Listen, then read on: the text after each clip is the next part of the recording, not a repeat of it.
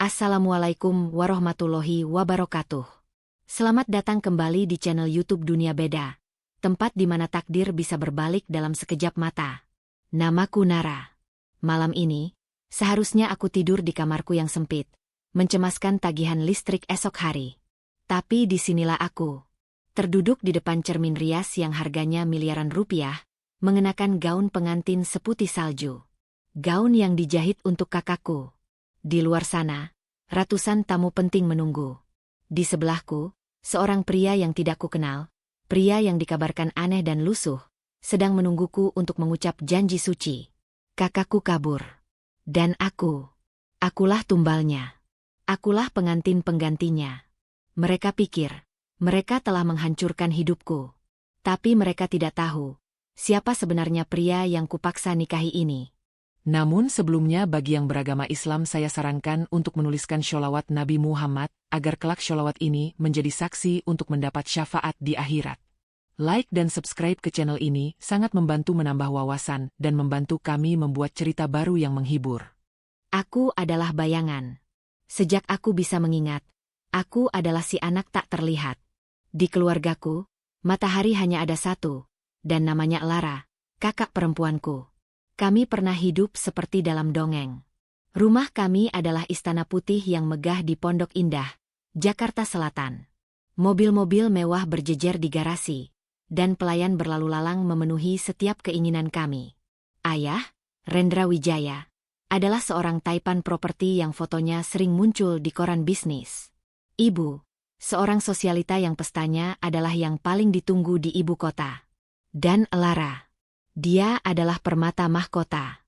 Dia cantik seperti bidadari, rambutnya hitam panjang, dan kulitnya seputih porselen. Apapun yang dia inginkan, dia akan mendapatkannya. Gaun terbaru dari desainer di Plaza Indonesia. Liburan ke Eropa setiap musim panas. Mobil sport di ulang tahunnya yang ke-17. Dia adalah segalanya. Lalu, ada aku. Nara. Aku tidak jelek. Tapi aku bukan Lara. Aku lebih pendiam. Aku lebih suka membaca buku di perpustakaan kota, atau menghabiskan soreku bekerja paruh waktu di kafe kecil yang nyaman di kawasan Blok M. Bukan karena aku butuh uang saat itu. Aku hanya butuh menjadi diriku sendiri, di tempat di mana tidak ada yang membandingkanku dengan kakakku. Kemudian, dalam satu malam, dongeng itu berakhir. Aku masih ingat malam itu dengan jelas. Aku baru pulang dari kafe. Bau kopi masih menempel di bajuku. Aku membuka pintu rumah kami yang megah, dan disambut oleh keheningan yang mematikan. Biasanya, rumah akan terang benderang. Malam itu, hanya lampu lobi yang menyala remang. Lalu aku mendengarnya. Suara pecahan kaca. Disusul bentakan keras ayah. Aku berlari ke ruang keluarga. Pemandangan di depanku membekukan darahku. Ayah, pria gagah yang selalu menjadi pahlawanku, terduduk di lantai marmer. Jas mahalnya kusut. Dia melempar sebuah botol whisky kosong ke dinding. Ibu menangis histeris di sofa, riasan wajahnya luntur. Habis. Semuanya habis, teriak ayah. Malam itu, aku tahu hidup kami tidak akan pernah sama lagi. Ayah ditipu rekan bisnisnya. Proyek terbesarnya gagal total. Utang menumpuk seperti gunung. Dalam hitungan minggu, istana kami di Pondok Indah disita. Mobil-mobil mewah ditarik. Kami terlempar dari surga. Kami pindah ke sebuah rumah kontrakan kecil di gang sempit di daerah Kebayoran Lama. Rumah petak 3 kamar yang dindingnya lembab dan bau pengap. Disinilah topeng semua orang terbuka. Ayah menjadi pria pendiam yang pahit. Dia menghabiskan hari-harinya di teras sempit, merokok tanpa henti, matanya kosong. Ibu, yang tidak bisa lagi berbelanja dan menghadiri arisan, melampiaskan semua frustrasinya padaku. Nara, kenapa lantainya masih kotor? Kamu mau kita semua sakit? Bentaknya, padahal aku baru saja selesai mengepel. Nara, uang gajimu dari kafe itu mana? Tidak cukup untuk beli beras. Hardiknya, padahal gajiku hanya cukup untuk itu. Aku menjadi tulang punggung, sekaligus samsak tinju. Dan Lara? Dia menjadi monster. Dia tidak bisa menerima kenyataan. Dia mengurung diri di kamar, menolak makan, dan terus-menerus menangis. Aku benci rumah ini. Panas. Sempit. Lihat, kulitku jadi kasar. Teriaknya suatu hari, melempar piring berisi nasi yang kubawakan. Rian, pacarku, pasti akan menghinaku kalau dia tahu aku tinggal di tempat kumuh ini. Dia tidak peduli ayah depresi.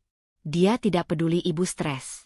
Dia tidak peduli aku bekerja membanting tulang sepulang kuliah. Yang dia pedulikan hanyalah dirinya sendiri. Aku menelan semua kepahitan itu. Aku mengurus rumah. Aku bekerja di kafe sampai larut malam. Aku merawat ayah dan ibu. Aku menahan diri saat Lara memakiku. Aku pikir, ini adalah ujian. Aku pikir, kami akan melewatinya bersama. Aku salah besar.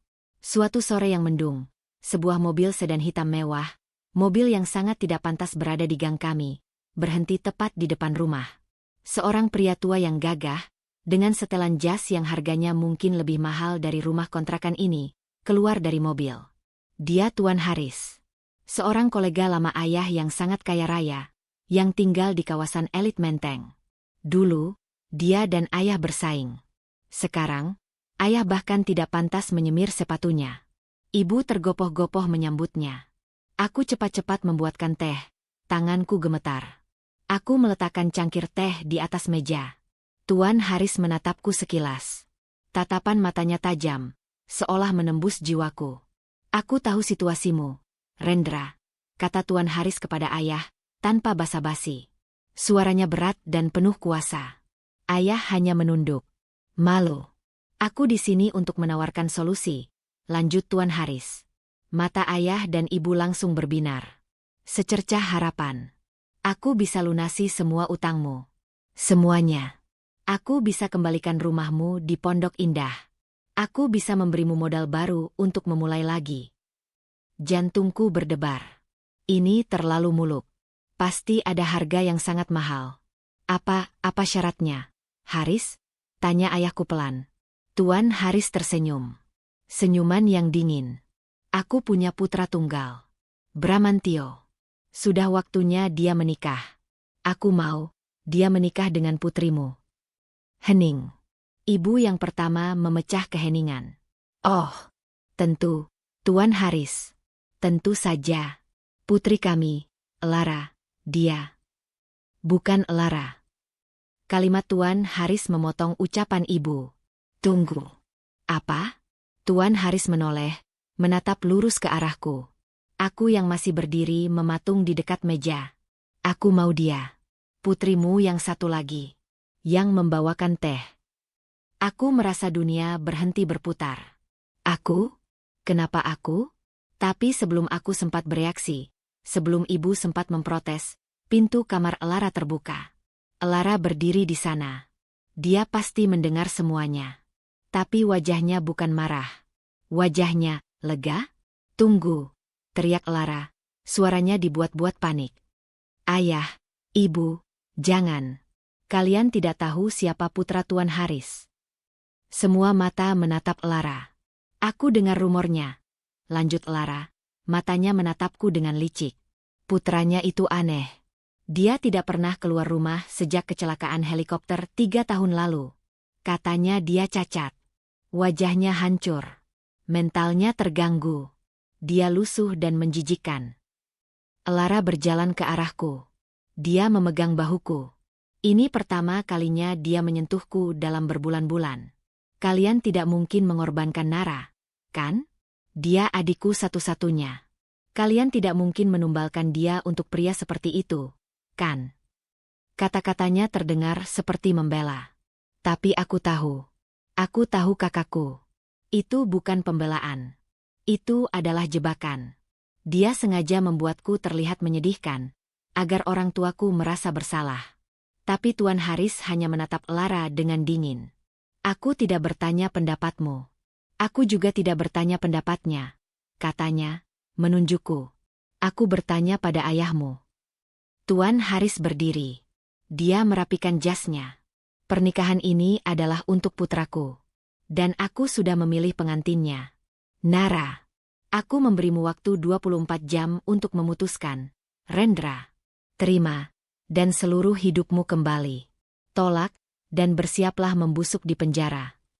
Pria itu pergi, meninggalkan kami dalam keheningan yang 1000 kali lebih menakutkan daripada teriakan ayah.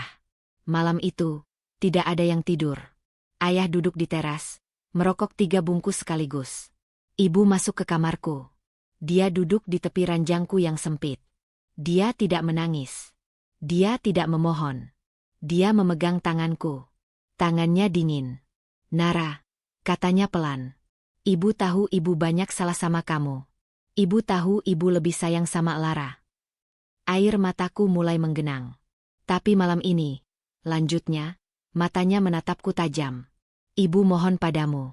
Bukan sebagai ibumu, tapi sebagai wanita yang putus asa. Bu.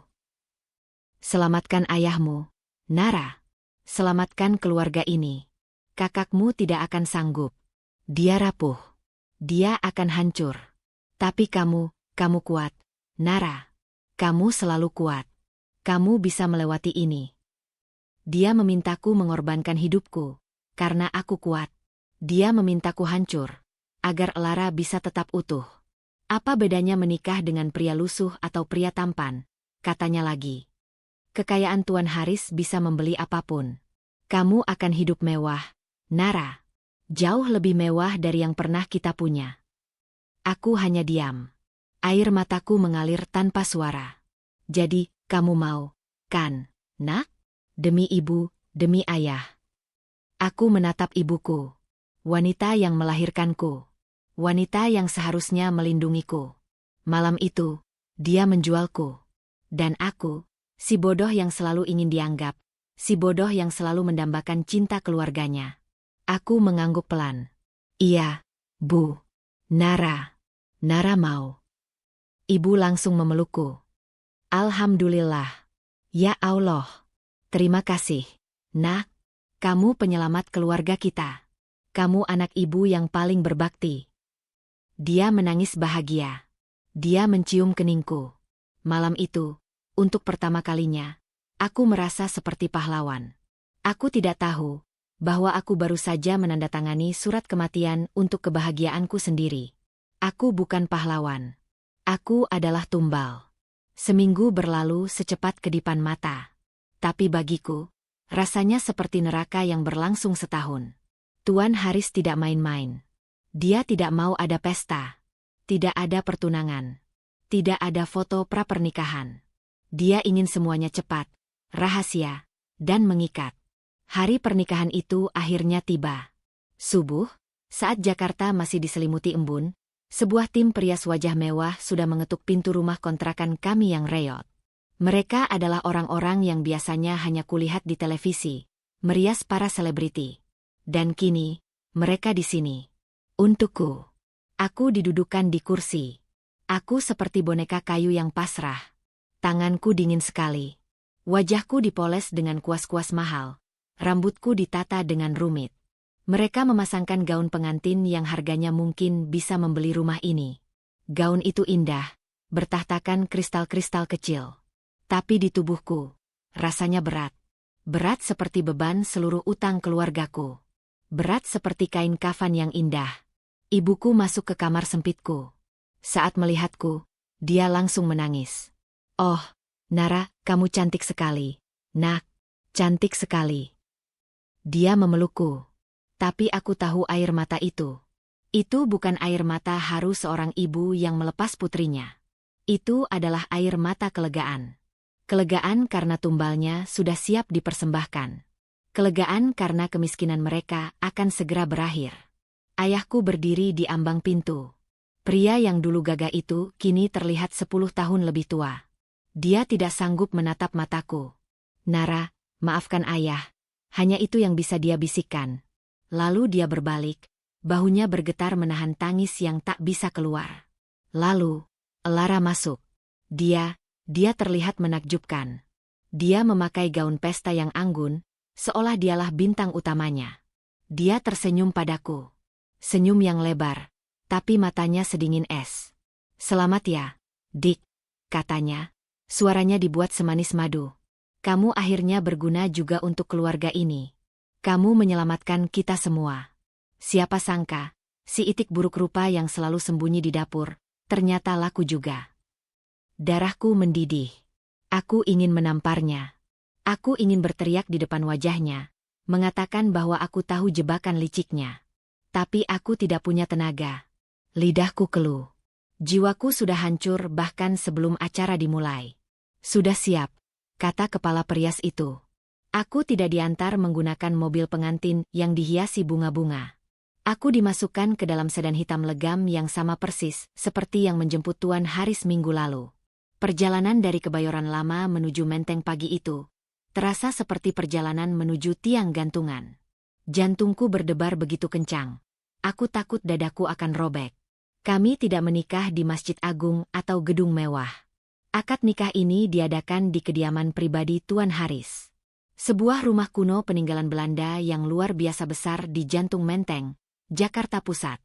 Rumah itu dikelilingi tembok tinggi dan pagar besi yang menjulang, seperti sebuah benteng. Aku digiring masuk oleh ibuku. Acaranya sangat tertutup, sangat sepi. Hanya ada keluargaku, Tuan Haris, seorang penghulu, dan 2 orang pria asing yang mungkin menjadi saksi. Dan dia sudah duduk di sana, di depan meja akad, membelakangiku. Jantungku serasa diremas. Rumor yang dikatakan Lara, ternyata tidak sepenuhnya bohong. Pria itu, calon suamiku, duduk membungkuk. Dia memakai setelan jas hitam yang mahal dan dijahit dengan sempurna, tapi terlihat sangat canggung di tubuhnya. Yang paling membuatku ngeri adalah penampilannya. Rambutnya gondrong, panjangnya hampir menyentuh bahu. Terlihat acak-acakan, sedikit berminyak, dan dibiarkan terjuntai menutupi hampir seluruh wajahnya. Dia menunduk sangat dalam. Aku sama sekali tidak bisa melihat matanya. Aku hanya bisa melihat sedikit rahangnya yang ditumbuhi janggut tipis yang tidak terurus. Dia terlihat lusuh. Dia terlihat aneh. Persis seperti yang digambarkan Lara. Ayahku duduk di sebelahku. Aku bisa merasakan tangannya gemetar hebat saat dia menjabat tangan penghulu. Saya nikahkan dan saya kawinkan putri kandung saya, Nara Anindita binti Rendra Wijaya, kepada engkau, Bramantio bin Haris Abimanyu. Aku memejamkan mata. Air mataku sudah kering. Aku sudah terlalu mati rasa untuk menangis. Dengan mas kawin seperangkat alat sholat dan logam mulia seberat 100 gram, dibayar tunai. Hening. Pria di depanku tidak bergerak. Silakan dijawab, Nak Bram, kata Tuan Haris pelan, tapi suaranya terdengar tegang dan penuh penekanan. Pria itu berdeham. Suaranya serak, parau. Seperti orang yang sudah berminggu-minggu tidak berbicara. Saya terima nikah dan kawinnya. Nara Anindita binti Rendra Wijaya, dengan mas kawin tersebut tunai. Suaranya pelan, bergumam, tapi jelas terdengar. Bagaimana, para saksi? Sah. Alhamdulillah. Palu diketuk 3 kali. Dan pada detik itu, hidupku yang kukenal, resmi berakhir. Aku resmi menjadi istri seorang pria aneh. Pria lusuh yang bahkan tidak mau menatap wajahku di hari pernikahan kami. Aku diminta mencium tangannya. Dengan tangan gemetar, aku mengulurkan tanganku. Dia terlihat kaget. Dia seperti refleks menarik tangannya sedikit. Sebelum Tuan Haris kembali berdeham, kali ini lebih keras. Barulah Bram, suamiku, mengulurkan tangannya. Saat kulitku menyentuh kulitnya. Ya Allah, dingin. Tangannya sedingin es. Aku mencium punggung tangannya dengan cepat. Dia tidak membalas. Dia tidak mencoba menyentuh kepalaku atau mendoakanku, seperti yang dilakukan pengantin pria pada umumnya. Dia hanya kembali menunduk, menyembunyikan wajahnya di balik tirai rambutnya. Tidak ada pesta. Tidak ada resepsi.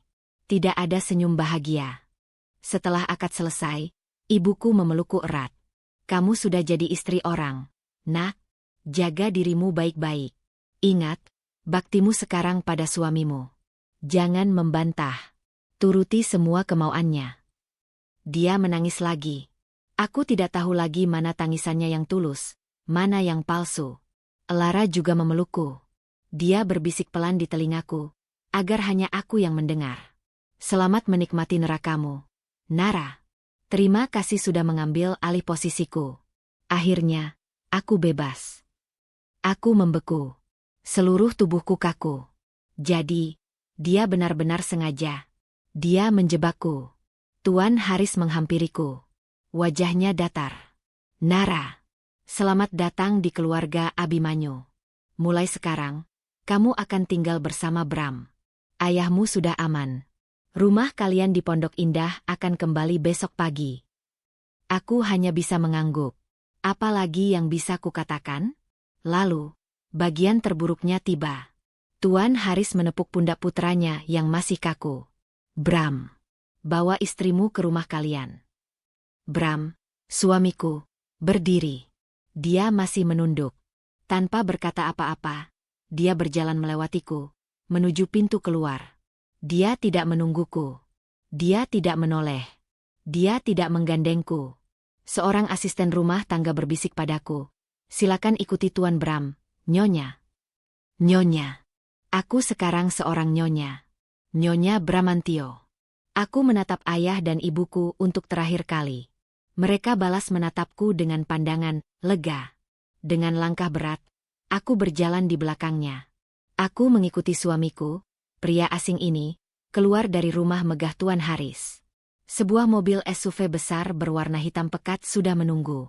Berbeda dengan mobil sedan tadi. Kaca mobil ini gelap sekali. Bram langsung masuk dan duduk di kursi penumpang di depan. Bukan di kursi belakang bersamaku. Aku terdiam.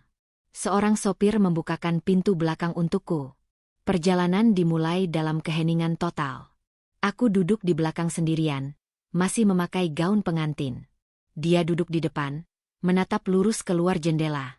Kami seperti majikan dan sopir, hanya saja posisinya terbalik. Kami meninggalkan kawasan Menteng. Aku tidak tahu kami akan dibawa kemana.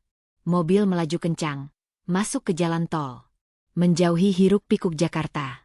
Kami berkendara selama hampir 1 jam. Melewati pepohonan yang rimbun.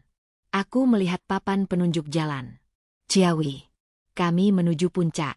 Mobil berbelok dari jalan utama, masuk ke jalan kecil yang dikelilingi hutan pinus. Jalan itu semakin menanjak, sempit, dan sepi. Tidak ada rumah penduduk.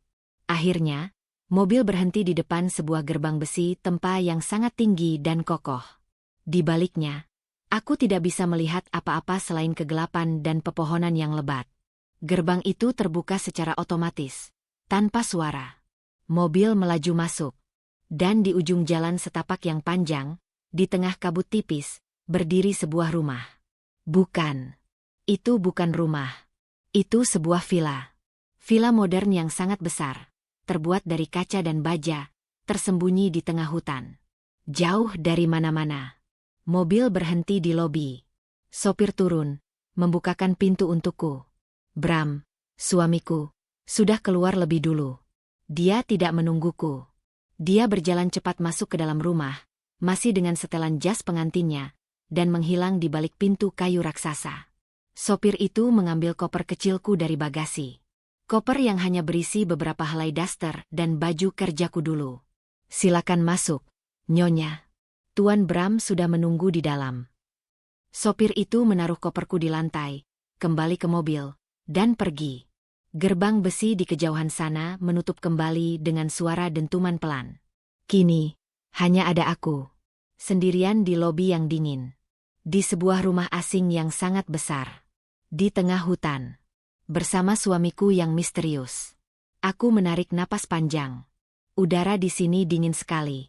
Aku melangkah masuk ke dalam rumah. Sepi. Gelap. Hanya lampu lobi yang menyala. Hidupku yang baru. Nerakaku yang baru. Telah resmi dimulai.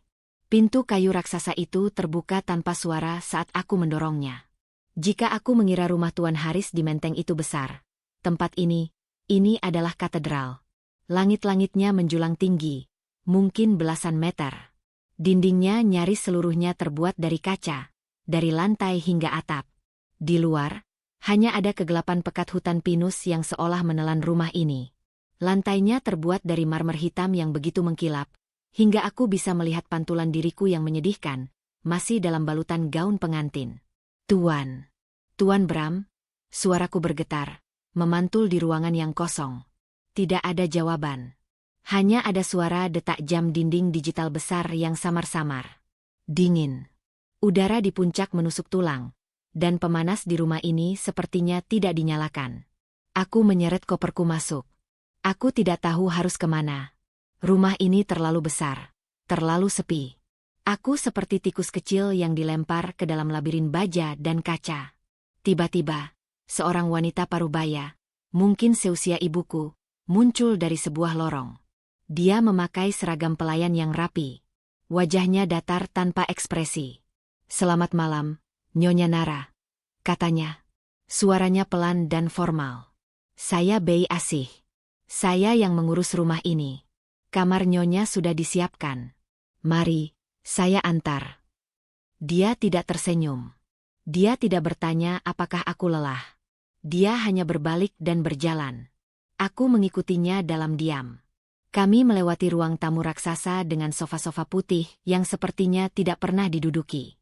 Kami melewati ruang makan dengan meja kayu panjang yang bisa menampung 30 orang. Kosong. Semua sempurna. Semua dingin. Bei Asih berhenti di depan sebuah pintu di sayap kiri rumah. "Ini kamar Nyonya." Dia membukakan pintu. Kamar itu luar biasa mewah. Tempat tidur ukuran super king size. Walk-in closet yang lebih besar dari kamar tidurku di rumah kontrakan. Dan kamar mandi dengan bathtub yang menghadap langsung ke hutan. Kamar Tuan Bram ada di sayap kanan. "Di ujung," kata Bei Asih, seolah itu adalah informasi yang harus ku ketahui. Tuan Bram tidak suka diganggu. Jantungku mencelos.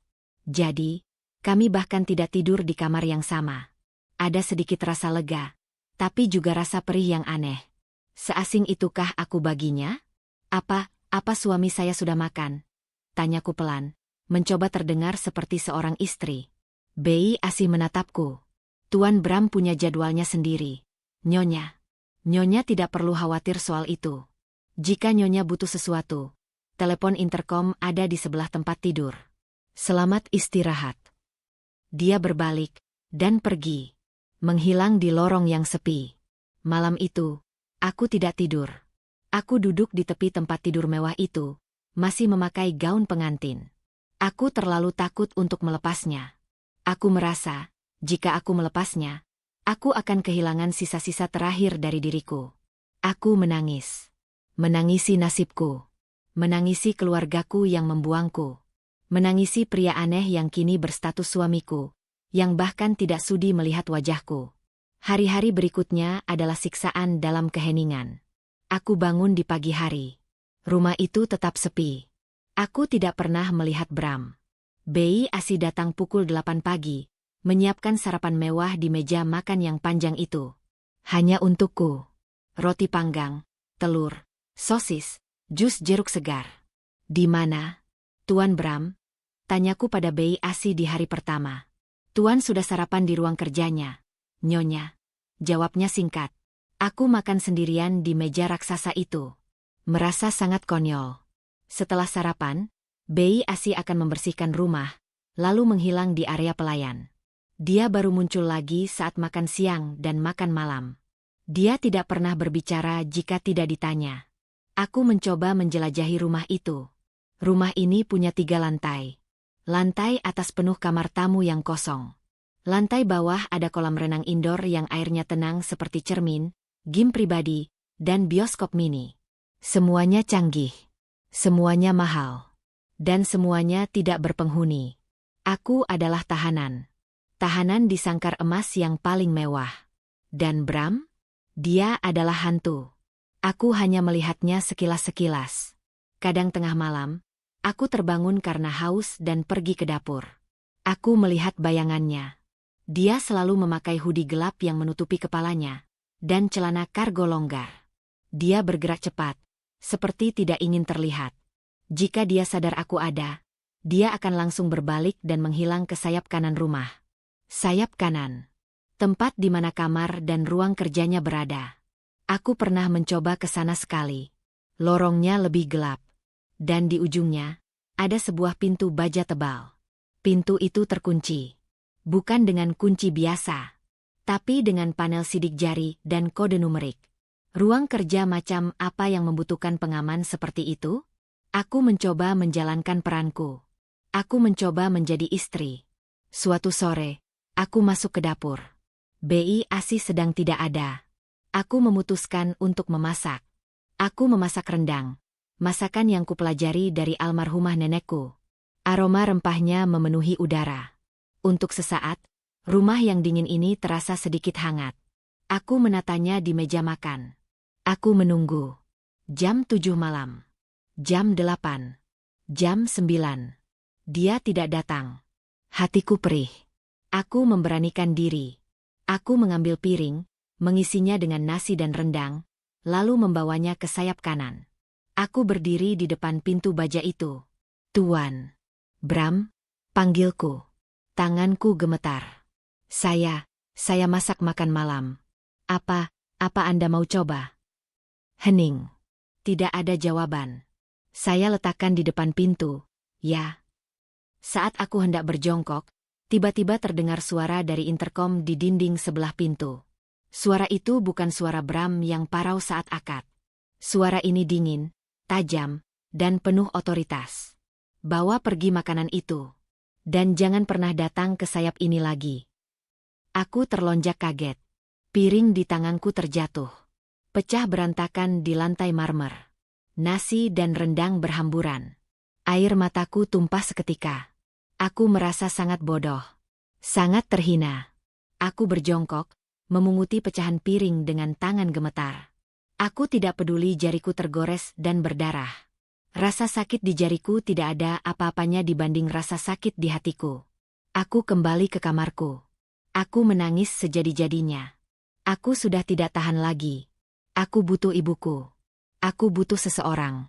Aku mengambil ponselku. Ponsel butut yang kubeli dari uang gajiku di kafe. Aku menelepon ibu. Telepon diangkat di dering ketiga. Halo? Nara? Ya Allah, nak, akhirnya kamu menelepon. Suara ibu terdengar ceria. Terlalu ceria. Ibu, apa kabar? Lirihku. Baik. Baik sekali, nak. Alhamdulillah. Ayahmu sudah mulai kerja lagi. Tuan Haris menepati janjinya. Kami sudah pindah kembali ke Pondok Indah. Oh, kamu harus lihat, Nara. Ibu merenovasi total dapurnya. Cantik sekali. Dia terus berceloteh tentang rumah baru, furnitur baru, arisan baru. Dia tidak bertanya kabarku. Dia tidak bertanya bagaimana suamiku. Ibu. Potongku. Suaraku parau karena menahan tangis. Bu, aku mau pulang. Hening sejenak di seberang sana. Lalu, nada suara ibu berubah. Dingin dan tajam. Persis seperti suara di interkom tadi. Pulang? Apa maksudmu pulang? Jangan main-main, Nara. Rumahmu sekarang di sana. Tapi, Bu, dia aneh. Dia tidak mau bicara padaku. Dia mengurung diri. Aku sendirian di rumah sebesar ini. Bu, aku takut. Takut? Bentak ibu. Kamu takut apa? Takut hidup enak? Kamu tinggal di villa mewah di puncak, dilayani, makan minum terjamin. Kamu mau kembali ke rumah kontrakan sempit itu? Kamu mau ayahmu masuk penjara lagi?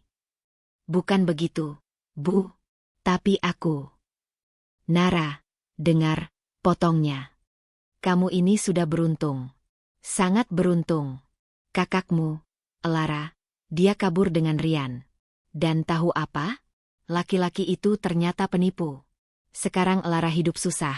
Entah di mana. Kamu dinikahi anak orang terkaya. Apa yang kamu keluhkan? Jadi, kamu sudah berkorban. Sekarang, nikmati pengorbananmu. Jangan cengeng. Jangan bikin malu keluarga. Jadilah istri yang baik. Turuti suamimu. Paham kamu? Klik. Telepon ditutup. Aku menatap ponsel di tanganku. Kosong. Jadi, begitulah. Aku tidak punya tempat untuk kembali. Keluargaku sudah membuang kuncinya. Aku benar-benar sendirian. Aku menatap tanganku yang tergores pecahan piring. Darahnya sudah mengering. Malam itu, sesuatu dalam diriku mati. Gadis kecil penurut yang selalu berharap cinta ibunya, mati malam itu. Aku berbaring di tempat tidur. Aku tidak menangis lagi. Aku hanya menatap langit-langit. Rumah ini sepi sekali. Tapi tunggu. Aku menajamkan telingaku. Aku mendengar sesuatu. Sesuatu dari arah sayap kanan. Dari balik pintu baja terkunci itu. Bukan suara orang. Bukan suara televisi. Itu adalah suara ketikan. Ketikan keyboard komputer. Tapi bukan ketikan biasa. Ini sangat cepat. Sangat banyak. Seperti ada 10 orang yang mengetik di saat bersamaan. Dan di sela-sela suara ketikan itu, ada dengungan rendah yang konstan. Dengungan mesin. Apa sebenarnya yang dilakukan suamiku di dalam sana? Rasa takutku perlahan berubah. Berubah menjadi sesuatu yang lain. Sesuatu yang lebih tajam. Rasa penasaran.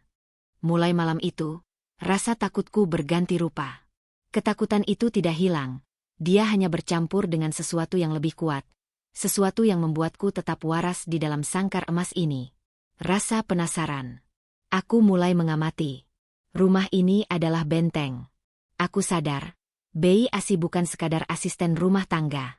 Dia adalah penjaga. Matanya selalu mengawasiku, meski dari kejauhan. Setiap kali aku berjalan mendekati sayap kanan, dia akan tiba-tiba muncul dengan lap pembersih. "Nyonya, mau saya buatkan teh?"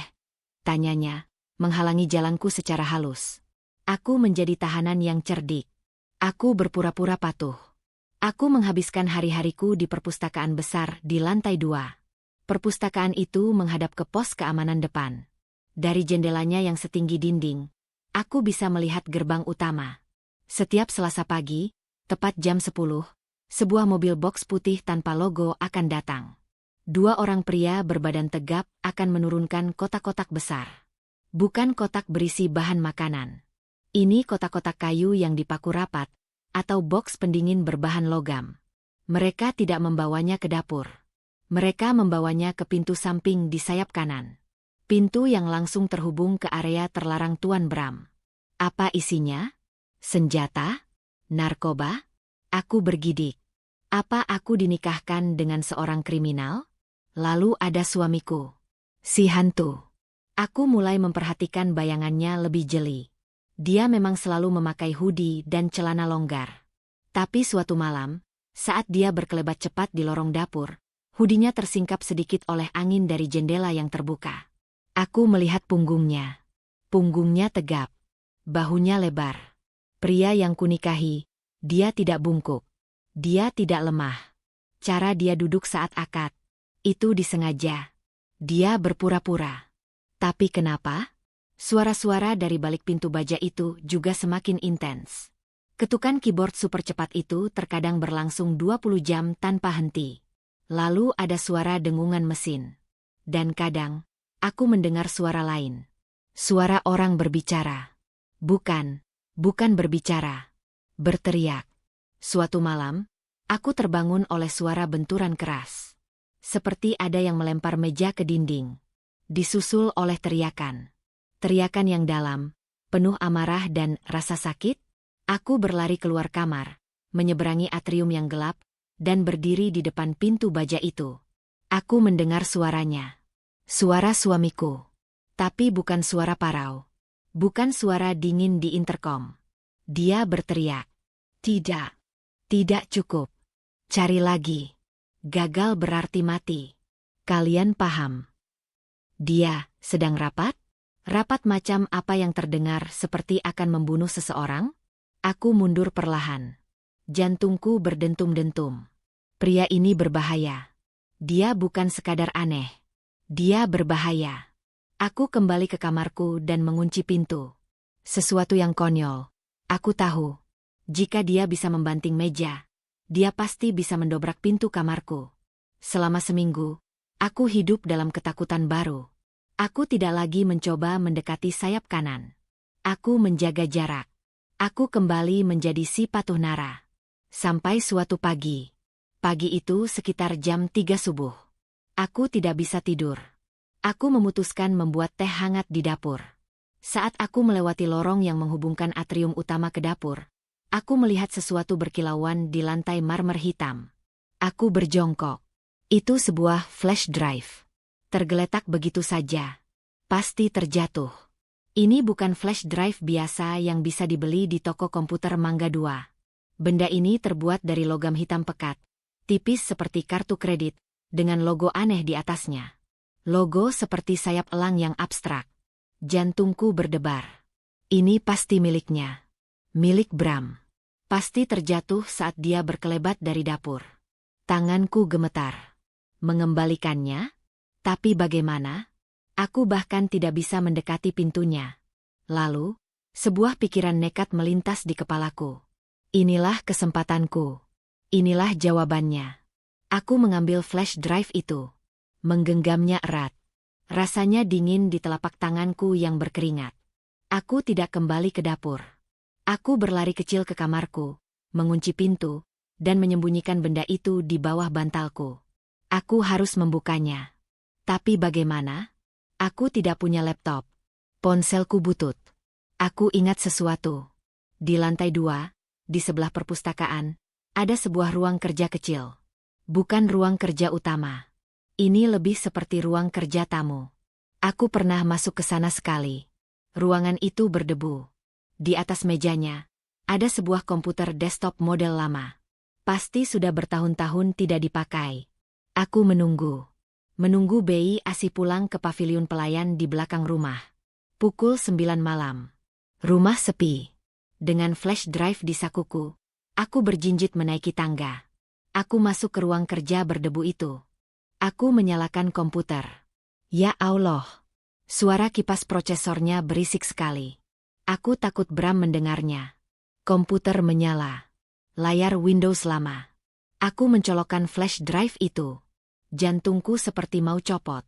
Komputer langsung mendeteksinya. Sebuah drive baru muncul. Aku membukanya. Sebagian besar isinya adalah file-file dengan nama aneh yang tidak bisa kubuka. Terenkripsi. Aku hampir menyerah. Tapi ada satu folder.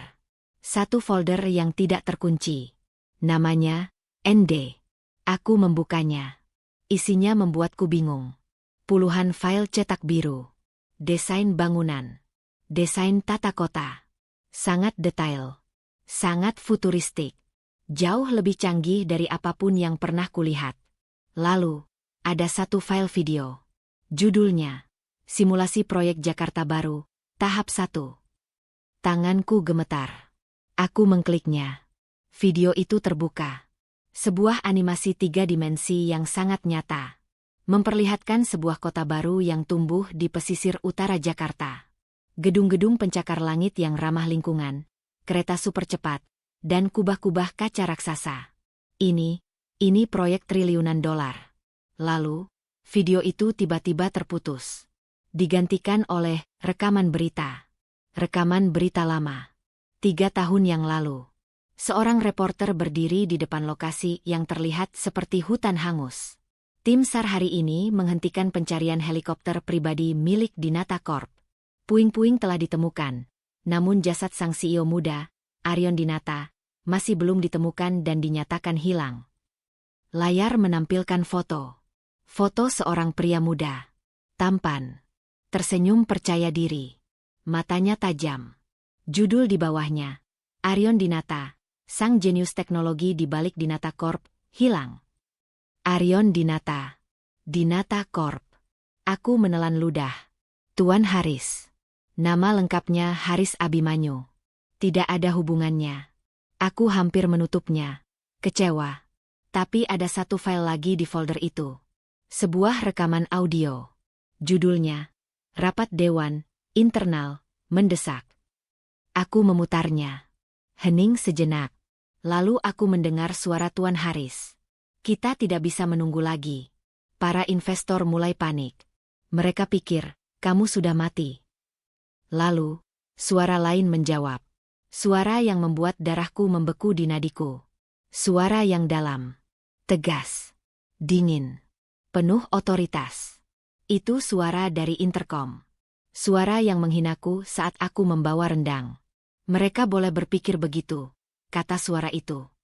Semakin mereka yakin aku mati, semakin aman kita bergerak. Proyek Nusantara II ini harus tetap berjalan di bawah tanah. Aku tidak peduli bagaimana caranya. Tidak ada yang boleh tahu aku masih hidup. Terutama musuh-musuh kita. Baik, Tuan Arion, jawab Tuan Haris. Tuan Arion? Aku memutar kembali foto di berita tadi. Pria muda yang tersenyum. Arion Dinata. Lalu aku memutar kembali suara rekaman rapat. Suara dingin itu. Suara Tuan Arion. Suamiku.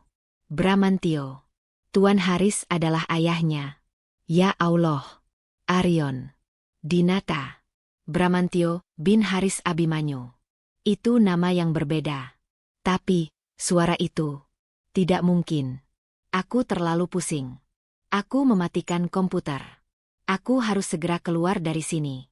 Aku mencabut flash drive itu. Saat aku berbalik, jantungku berhenti berdetak. Di ambang pintu berdiri sesosok bayangan. Dia tidak lagi memakai hoodie. Dia hanya memakai kaos hitam polos yang pas di badan, memperlihatkan bahunya yang lebar, dan celana kargo. Rambutnya yang gondrong dan acak-acakan itu diikat ke belakang seadanya. Dan wajahnya. Ruangan itu hanya diterangi cahaya bulan yang masuk dari jendela. Aku bisa melihat wajahnya. Separuh wajahnya. Sisi kirinya. Sempurna. Rahang yang tegas, hidung yang mancung, mata yang tajam. Dia adalah pria di foto berita itu. Arion Dinata. Tapi sisi kanannya. Ya Allah. Sisi kanannya adalah jaringan parut. Bekas luka bakar yang mengerikan, membentang dari pelipis, menarik ujung matanya, hingga ke pipi dan rahangnya. Dia bukan pria lusuh. Dia pria yang terluka. Dia menatapku. Matanya yang tajam itu, yang satu normal, yang satu sedikit tertarik oleh luka parutnya, menatap lurus ke flash drive di tanganku. Dia melangkah maju. Cahaya bulan kini menyinari wajahnya sepenuhnya. Dia membuka mulutnya. Apa yang sedang kamu lakukan, Nara? Suaranya. Bukan suara parang yang bergumam saat akad. Itu adalah suara dingin dari intercom. Suara tegas sang CEO di rekaman. Suara Arion Dinata. Duniaku berhenti. Jantungku serasa dicabut paksa dari dadaku, lalu berhenti berdetak. Dia berdiri di sana. Di ambang pintu. Pria yang kunikahi. Hantu di rumah ini. Dia bukan bungkuk. Dia tinggi, tegap, dan bahunya lebar. Cahaya bulan yang menembus jendela menerpa wajahnya. Wajah yang terbelah menjadi dua. Sisi kirinya adalah kesempurnaan. Rahang yang kokoh, hidung mancung, dan mata elang yang tajam. Dia adalah pria di foto berita itu. Arion Dinata. Sisi kanannya adalah mimpi buruk. Jaringan parut yang mengerikan, tertarik, dan berwarna kemerahan. Bekas luka bakar yang membentang dari pelipis hingga ke rahangnya, membuat ujung mata kanannya sedikit tertarik ke bawah, memberinya tatapan yang permanen dan menakutkan. Rambut gondrongnya yang biasa menutupi wajah itu, kini diikat ke belakang. Memperlihatkan segalanya. Dia menatap lurus ke flash drive di tanganku. Apa yang sedang kamu lakukan, Nara? Suaranya. Ya Allah. Itu bukan suara parau yang kudengar di meja akad. Itu adalah suara yang dalam, dingin, dan berkuasa. Suara yang kudengar dari intercom. Suara CEO di rekaman audio itu. Tanganku gemetar hebat. Flash drive itu terlepas dari genggamanku, jatuh ke lantai kayu yang berdebu dengan suara dentingan pelan. Dia melangkah masuk.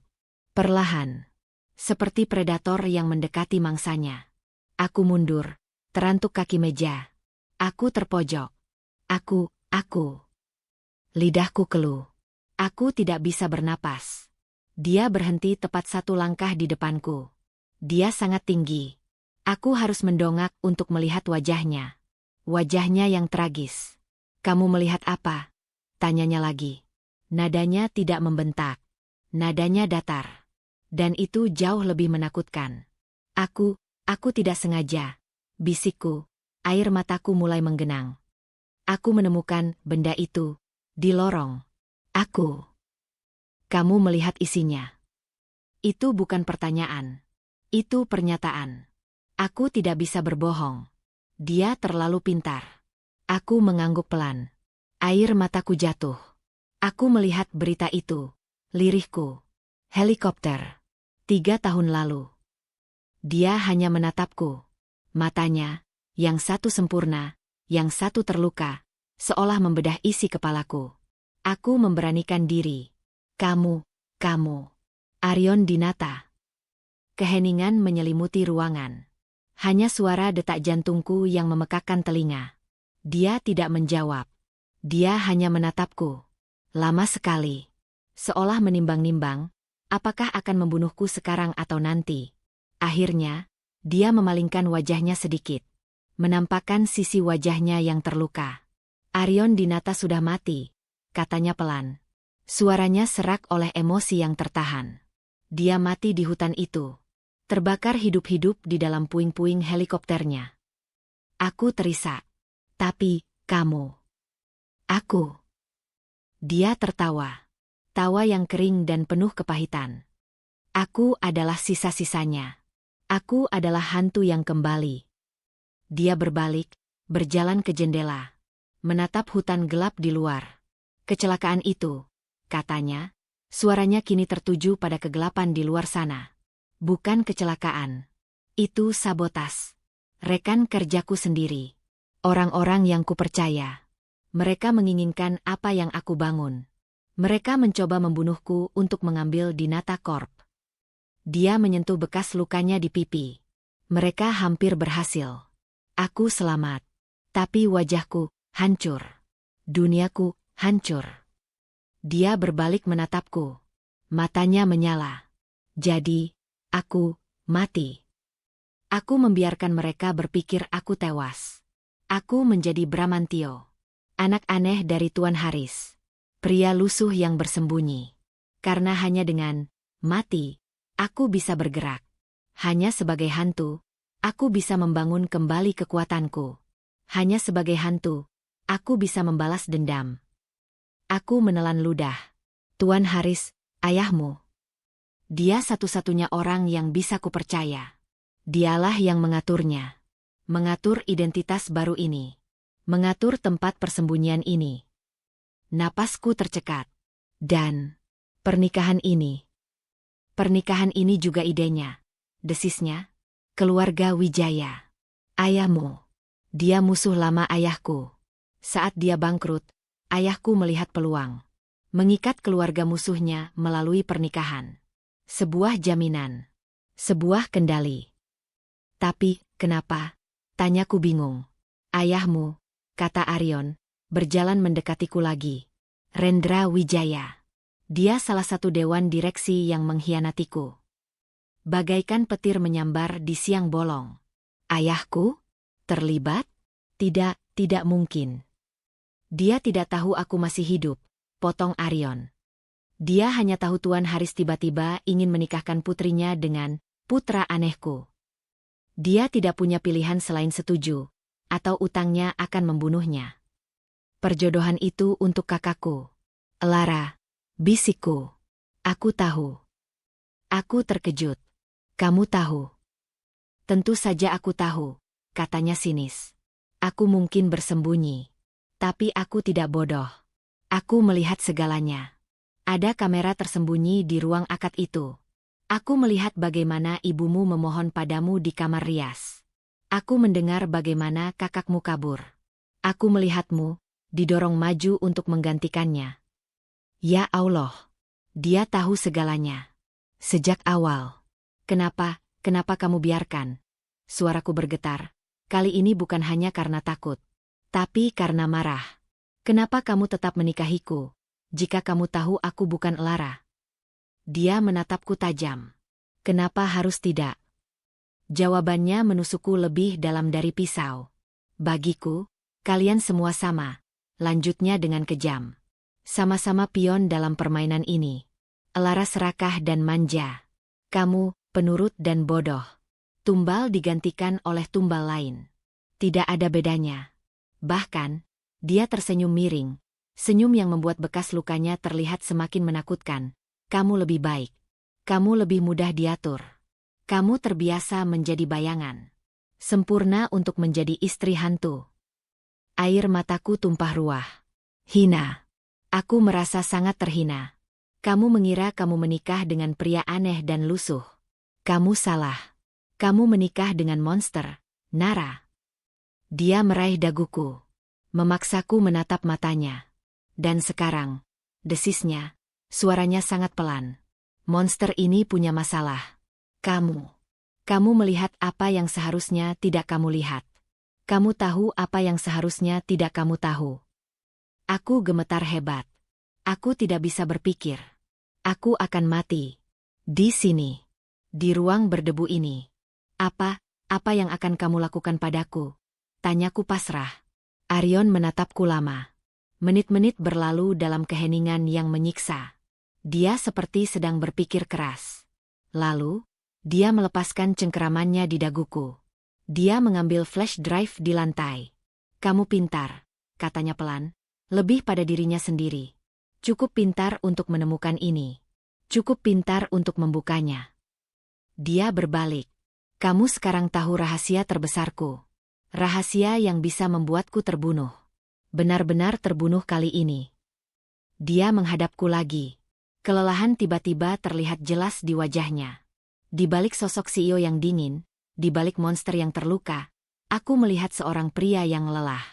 Sangat lelah berperang sendirian. Sekarang kamu punya dua pilihan, Nara. Katanya. 1.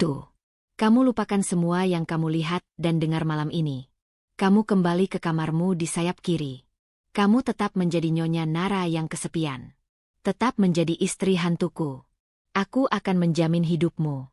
Kamu akan memiliki semua kemewahan yang bahkan kakakmu tidak bisa impikan. Aku tidak akan menyentuhmu. Dan kamu tidak akan pernah menggangguku lagi. Kamu aman. Dia berhenti sejenak. 2. Apa? Bisikku. Takut. Kamu akan membunuhku. Dia menatapku. Matanya yang tajam menembus jiwaku. Aku tidak perlu membunuhmu, katanya dingin. Aku hanya perlu membuatmu menghilang. Sama sepertiku. Aku akan mengirimmu ke tempat di mana tidak ada seorang pun, bahkan keluargamu, yang bisa menemukanmu lagi. Selamanya. Jantungku remuk. Pilihan macam apa itu? Menjadi tahanan mewah, atau dibuang ke tempat antah berantah? Aku menatapnya. Pria ini. Pria yang terluka. Pria yang dikhianati. Pria yang membalas dendam. Aku melihat matanya. Dan aku melihat sesuatu yang kukenali. Rasa sakit yang sama. Rasa dikhianati oleh orang yang kita cintai. Keluargaku mengkhianatiku demi uang. Keluarganya mengkhianatinya demi kekuasaan. Kami berdua adalah korban. Aku mengambil napas dalam-dalam. Berusaha menghentikan gemetarku. Aku akan diam, kataku. Suaraku masih bergetar. Tapi ada nada baru di sana. Nada yang bahkan aku sendiri tidak kenali. Aku akan memilih pilihan pertama. Arion menyipitkan matanya. Dia tidak percaya padaku. Tentu saja tidak. Aku tidak akan bicara.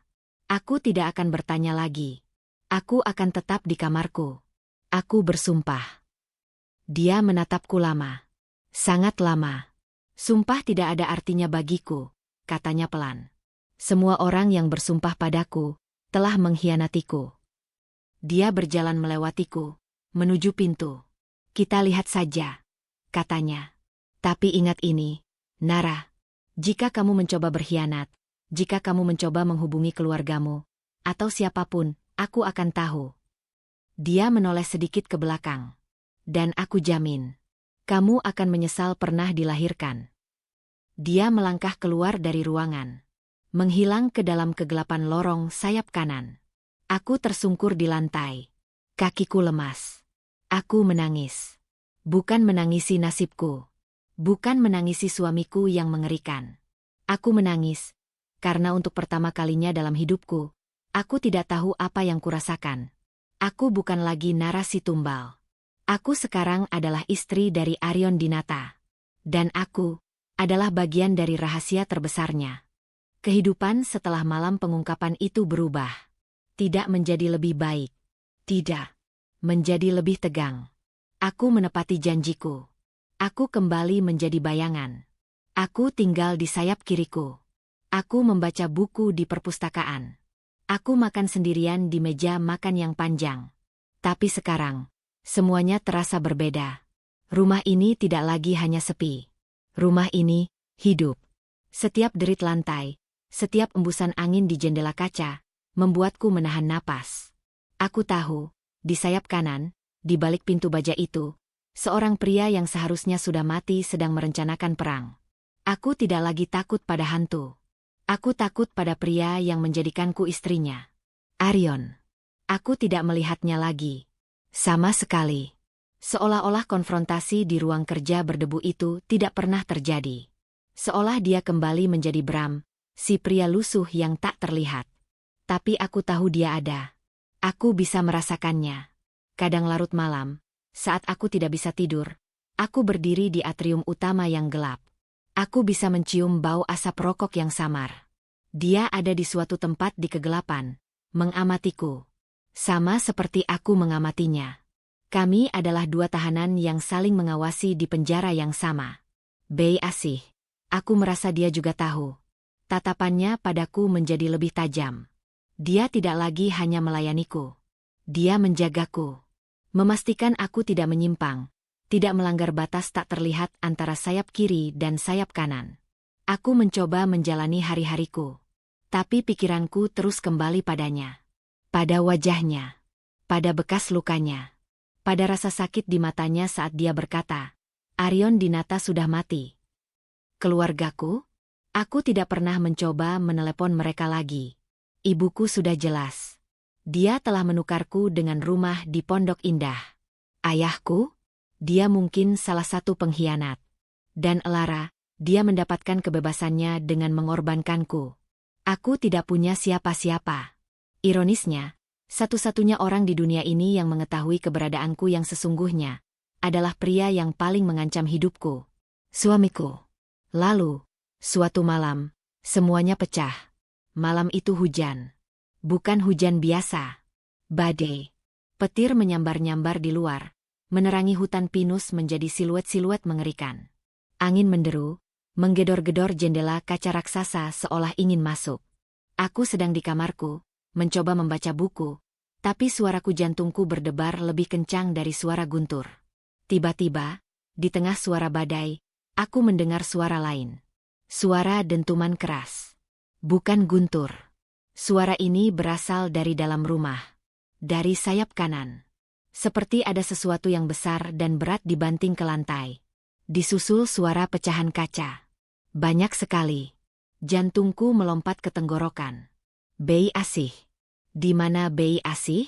Aku berlari keluar kamar. Lorong sepi. Paviliun pelayan ada di belakang, terpisah dari rumah utama. Dia tidak mungkin mendengarnya di tengah badai seperti ini. Hening sejenak. Hanya suara hujan dan angin. Lalu, aku mendengarnya. Teriakan. Bukan teriakan marah seperti yang kudengar di rapat. Bukan. Ini adalah teriakan yang membuat darahku membeku. Teriakan kesakitan. Teriakan putus asa. Penuh teror. Tidak. Lepaskan. Panas. Panas. Tolong. Itu suaranya. Suara Arion. Dia dalam bahaya. Apa ada penyusup? Apa musuh-musuhnya menemukannya? Pilihan Arion terngiang di kepalaku. Kembali ke kamarmu di sayap kiri. Tetap menjadi Nyonya Nara yang kesepian. Jangan pernah menggangguku. Aku seharusnya kembali. Mengunci pintu. Menutup telingaku dengan bantal. Ini bukan urusanku. Dia monster. Dia menghinaku. Tapi teriakan itu. Tolong, aku, terbakar. Panas. Teriakan itu bukan teriakan monster. Itu teriakan manusia yang sedang sekarat. Aku tidak bisa berpikir. Kakiku bergerak sendiri. Aku berlari. Melewati atrium yang gelap, melintasi batas tak terlihat. Aku berlari di lorong sayap kanan, menuju pintu baja itu. Aku menggedornya dengan kedua tanganku. Bram. Arion. Buka pintunya. Apa yang terjadi? Tidak ada jawaban. Hanya suara rintihan tertahan dari dalam. Lalu suara barang-barang lain yang disapu jatuh dari meja. Dia tidak akan membukanya. Aku teringat sesuatu. Pintu samping. Tempat mobil box putih itu biasa menurunkan barang. Aku berlari keluar. Menembus hujan badai. Angin hampir merobek daster tipis yang kukenakan. Aku berlari di jalan setapak samping rumah, menuju pintu samping itu. Terkunci. Tentu saja. Tapi di sebelahnya ada jendela. Jendela kecil. Mungkin jendela ventilasi untuk ruang server atau semacamnya. Aku mengambil batu taman yang besar. Aku tidak peduli. Dengan sekuat tenaga, aku menghantamkannya ke kaca. Krak. Kaca itu pecah. Tanganku tergores. Darah bercampur dengan air hujan. Aku tidak peduli. Aku memanjat masuk. Aku jatuh ke dalam ruangan yang gelap gulita. Bukan gelap. Ruangan ini diterangi oleh cahaya kebiruan dari puluhan, mungkin ratusan, layar monitor. Ini bukan ruang kerja. Ini adalah pusat komando. Monitor-monitor itu menampilkan grafik saham, citra satelit, kode-kode pemrograman yang rumit, dan rekaman kamera keamanan dari berbagai penjuru Jakarta. Ada peta raksasa di dinding utama, menampilkan simulasi kota baru yang kulihat di flash drive. Dengungan mesin yang biasa kudengar berasal dari rak-rak server yang berjejer rapi. Di tengah ruangan itu, ada dia, Arion. Dia tidak sedang diserang. Tidak ada penyusup. Dia sendirian. Dia meringkuk di lantai, di antara pecahan kaca meja kopi. Dia memeluk lututnya, tubuhnya gemetar hebat. Kaus hitamnya basah kuyup oleh keringat. Dia tidak melihatku. Matanya terpejam erat, tapi wajahnya penuh teror. Tidak, bau bensin, aku tidak bisa keluar, rintihnya. Dia gemetar hebat. Panas, tolong, siapapun. Ya Allah. Dia tidak sedang di sini. Pikirannya ada di tempat lain. Pikirannya ada di dalam helikopter yang terbakar itu. 3 tahun yang lalu. Dia tidak sedang marah. Dia trauma. Badai petir ini, suara dentuman guntur, pasti memicunya. Pria yang mengancam akan membuatku menghilang. Pria yang mengendalikan proyek triliunan dolar dari balik bayangan. Kini meringkuk di lantai seperti anak kecil yang ketakutan. Bekas luka di wajahnya terlihat semakin jelas di bawah cahaya monitor. Arion, panggilku pelan. Dia tidak mendengar. Dia terlalu jauh di dalam mimpi buruknya. Bram, panggilku lagi, lebih keras.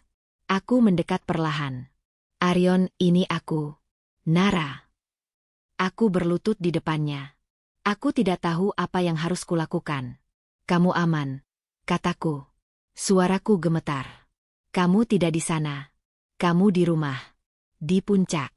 Ini hanya badai. Dia tersentak saat mendengar suaraku. Dia membuka matanya. Mata elang itu, kini penuh dengan kebingungan dan ketakutan yang murni. Dia menatapku seolah aku adalah hantu. Siapa? Bisiknya. Ini Nara. Istrimu. Kata istri, terasa aneh di lidahku. Dia menatapku. Lalu dia menatap tanganku. Tanganku yang berdarah karena memecahkan kacanya. Dia melihat darahku. Lalu dia melihat pecahan kaca di sekitarnya. Dia melihat monitor-monitor yang menyala. Perlahan. Sangat perlahan. Teror di matanya memudar. Digantikan oleh kesadaran. Dia sadar di mana dia. Dan dia sadar siapa aku. Dia sadar bahwa aku, si tumbal, si bayangan yang harusnya diam di sayap kiri, kini ada di sini. Di dalam pusat komandonya. Di dalam rahasianya. Menyaksikannya di titik terendahnya. Dia tidak marah. Dia tidak berteriak. Dia hanya menatapku. Wajahnya yang separuh sempurna dan separuh hancur itu, kini pucat pasi. Dia terlihat rapuh. Dia membuka mulutnya. Tapi tidak ada suara yang keluar. Dia, Arion Dinata, sang jenius yang dikhianati, sang hantu yang merencanakan balas dendam. Dia kehabisan kata-kata. Ruangan itu hening. Hanya ada suara deru server dan napas kami yang terengah. Dia, Arion, menatapku dengan mata terbelalak, rapuh, dan terekspos. Pria yang mengendalikan dunia dari bayang-bayang, kini terlihat seperti pria yang tersesat. Dia masih di lantai. Aku masih berlutut di depannya. Perlahan, aku mengulurkan tanganku. Bukan tangan yang berdarah. Tanganku yang bersih. Aku tidak menyentuhnya. Aku hanya mengulurkannya. Kamu aman, kataku lagi. Suaraku pelan, tapi tidak gemetar lagi. Badainya sudah reda. Kamu di rumah. Dia menatap tanganku yang terulur. Lalu dia menatap tanganku yang satu lagi, yang berdarah, yang meneteskan darah ke lantai marmernya yang mahal. Dia beringsut mundur. Menjauh dariku. Dia meraih sandaran kursi kerjanya, menggunakannya sebagai tumpuan untuk berdiri.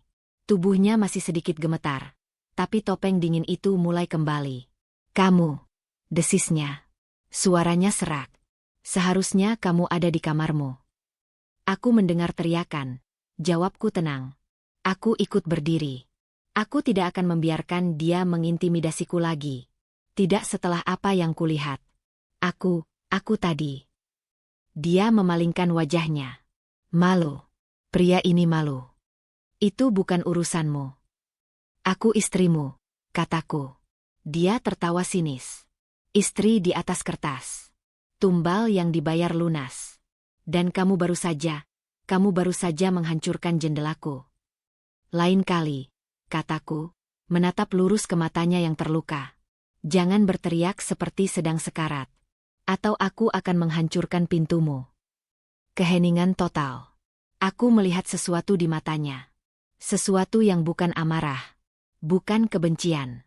Itu, kekaguman? Dia menatapku. Benar-benar menatapku untuk pertama kalinya. Bukan sebagai pion. Bukan sebagai bayangan. Tapi sebagai nara. Lalu dia berjalan ke sebuah panel di dinding. Dia mengambil kotak P3K. Dia berjalan kembali ke arahku. Dia tidak mengatakan apa-apa. Dia meraih tanganku yang berdarah. Kasar. Tapi tidak menyakitkan. Dia membuka botol antiseptik. Dia membersihkan lukaku. Aku meringis. Sakit? Tanyanya datar. Tidak lebih sakit daripada ditumbalkan oleh keluargaku sendiri. Jawabku jujur. Dia berhenti sejenak. Tangannya kaku. Lalu dia melanjutkan membersihkan lukaku, membalutnya dengan perban. Rapi. Cekatan. Kamu tahu rahasiaku, katanya pelan, sambil mengencangkan perban. Identitasku. Proyekku. Dan... Dia berhenti, tidak sanggup mengatakannya. Dan traumamu. Aku yang menyelesaikan kalimatnya. Dia melepaskan tanganku. Aku tidak bisa membiarkanmu pergi, katanya. Kamu tahu itu. Aku tahu, jawabku. Aku juga tidak bisa kembali ke keluargaku. Kami berdiri di sana. Di tengah pusat komando rahasianya. Dua orang yang sama-sama hancur. Sama-sama dikhianati. Sama-sama terikat. Jadi, apa sekarang? Tanyaku. Arion menatapku lama. Sekarang. Katanya. Kamu membantuku. Jantungku berdebar. Membantu apa? Mereka pikir aku mati. Tapi sebentar lagi, aku akan bangkit dari kubur. Katanya. Matanya kembali menyala dengan api balas dendam. Aku akan mengambil kembali semua yang mereka curi. Tapi aku tidak bisa melakukannya sebagai Bram yang lusuh. Aku harus kembali sebagai Arion Dinata. Dia melangkah ke arahku. Dan seorang CEO yang bangkit dari kematian, butuh seorang istri di sisinya. Bukan istri bayangan. Bukan istri tumbal. Dia mengulurkan tangannya. Tangan yang tidak lagi gemetar. Tapi istri yang tahu persis siapa suaminya. Dan mau bertarung di sisinya. Aku menatap tangannya. Ini adalah pilihan. Pilihan ketiga yang tidak dia berikan malam itu. Pilihan untuk berhenti menjadi korban. Aku meletakkan tanganku yang diperban di atas tangannya yang utuh. Apa rencananya? Tanyaku. 1 bulan kemudian. Ballroom Hotel Mulia, Jakarta. Berkilauan oleh lampu kristal dan ratusan orang penting. Para investor, pejabat, dan media berkumpul. Mereka semua diundang untuk satu hal. Pengumuman mengejutkan dari Dinata Corp. Desas-desus sudah beredar selama seminggu. bahwa Aryon Dinata mungkin masih hidup. Aku berdiri di balik panggung. Aku menatap pantulanku di cermin besar. Aku bukan lagi narasi gadis daster. Aku memakai gaun malam berwarna biru safir yang memeluk tubuhku dengan sempurna. Rambutku ditata anggun. Sebuah kalung berlian melingkari leherku. Aku terlihat kuat. Aryon berdiri di sampingku. Dia bukan lagi Bram si pria lusuh. Dia mengenakan setelan jas hitam yang dijahit khusus. Rambutnya yang gondrong telah dipangkas rapi. Dan bekas lukanya, dia tidak menutupinya. Dia membiarkannya terlihat. Sebagai pengingat, dia terlihat berbahaya dan luar biasa tampan. "Siap?" tanyanya padaku. Suaranya tenang. "Mereka akan ada di luar sana," kataku. "Keluargaku." "Aku tahu," katanya. "Tuan Haris mengaturnya. Ayahmu diundang sebagai dewan direksi lama. Dan ibumu tidak mungkin melewatkan pesta terbesar tahun ini." "Aku tidak tahu apakah aku bisa," bisikku. Aryon berbalik. Dia memegang bahuku. Dia memaksaku menatap matanya. "Saat kamu berjalan keluar sana," katanya, "kamu bukan Nara Anindita, Putri Rendra Wijaya. Kamu adalah Nara Dinata, istriku. Kamu berjalan bukan di belakangku. Kamu berjalan di sampingku. Mengerti?" Aku mengangguk. Api di matanya menjalar padaku. Pintu dibuka. Lampu kilat kamera menyambut kami. Dengan hormat, kami perkenalkan kembali. CEO Dinata Corp, Tuan Aryon Dinata, dan istrinya, Nyonya Nara Dinata. Kami berjalan keluar. Genggaman tangan Aryon di pinggangku erat dan memberi kekuatan. Ruangan itu hening seketika. Ratusan pasang mata menatap kami. Mereka menatap Aryon dengan syok. Mereka menatap bekas lukanya dengan ngeri. Dan mereka menatapku dengan penasaran. Di barisan depan, aku melihat ayahku. Wajahnya seputih kertas. Dia gemetar. Dia melihat hantu. Di dekat meja minuman, aku melihat ibuku. Gelas di tangannya terlepas, jatuh ke lantai. Matanya terbelalak menatapku. Menatap gaunku. Menatap berlian di leherku. Dan kemudian, aku melihatnya. Lara. Kakakku. Dia tidak diundang. Dia pasti menyelinap masuk. Dia terlihat berantakan. Jauh dari citra putri mahkota yang dulu kusanjung. Rambutnya kusam, gaunnya terlihat murah, dan riasannya luntur. Dia pasti datang karena mendengar rumor. Mata kami bertemu. Aryon berpidato singkat. Suaranya yang dalam dan berwibawa memenuhi ruangan. Dia menceritakan kebenaran. Sabotas. Pengkhianatan, dan kebangkitannya. Dia mengumumkan proyek kota baru, Nusantara II. Para investor bertepuk tangan meriah. Setelah pidato, saat kami sedang berbicara dengan beberapa tamu, mereka datang. Lara menyeret ibu menembus kerumunan. "Nara." Suara Lara melengking. Musik berhenti. Semua orang menoleh. "Nara," teriaknya lagi. Wajahnya merah padam karena amarah dan iri hati. "Kamu." Dia menatap Aryon. Itu suamimu? Pria lusuh yang seharusnya menikah denganku itu." Lalu dia menatapku dengan kebencian murni. "Kamu penipu. Kamu menipuku. Kamu pasti tahu dari awal kalau dia kaya raya. Kamu sengaja mengambil posisiku." Ibuku, melihat semua mata tertuju pada kami, segera memasang wajah sedih. "Nara, sayang." Dia mencoba memegang tanganku. "Ini ibu, nak. Maafkan ibu. Ibu tidak tahu, ayo kita pulang, nak." Seluruh tubuhku ingin gemetar. Aku ingin menangis. Aku ingin lari. Tapi kemudian aku merasakan tangan Aryon menggenggam tanganku. Erat. Aku menarik napas. Aku menatap kakakku. Aku menatap ibuku. Dan aku tersenyum. Senyum yang tenang. Senyum yang bahkan tidak kukenali.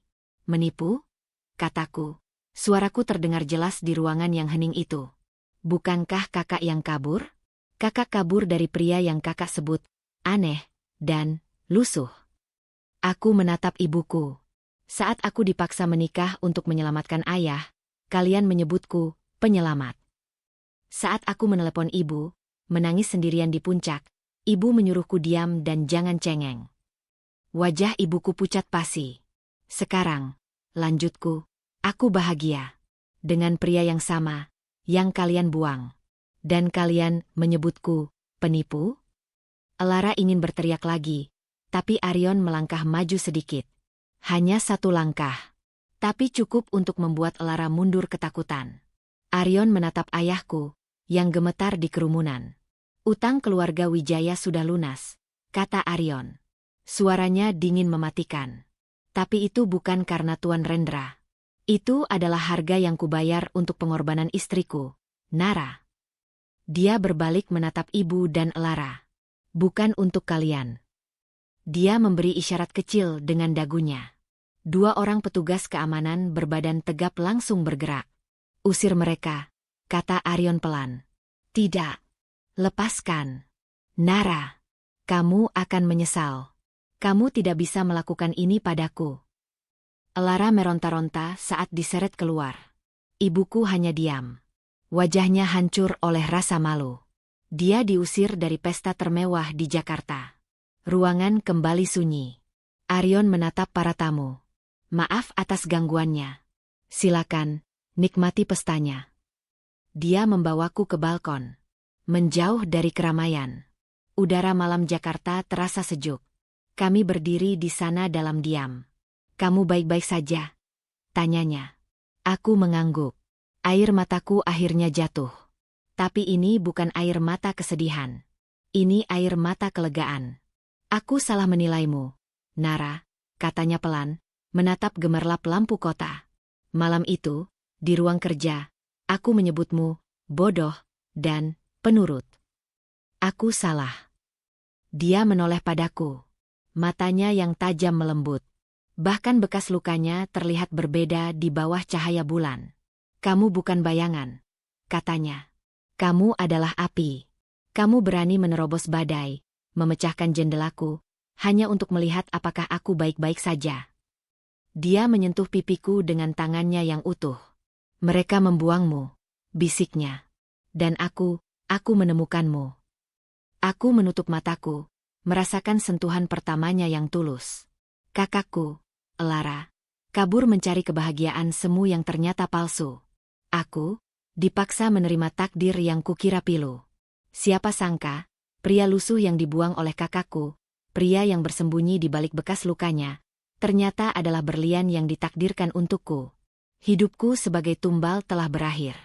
Hidupku sebagai Nara Dinata baru saja dimulai.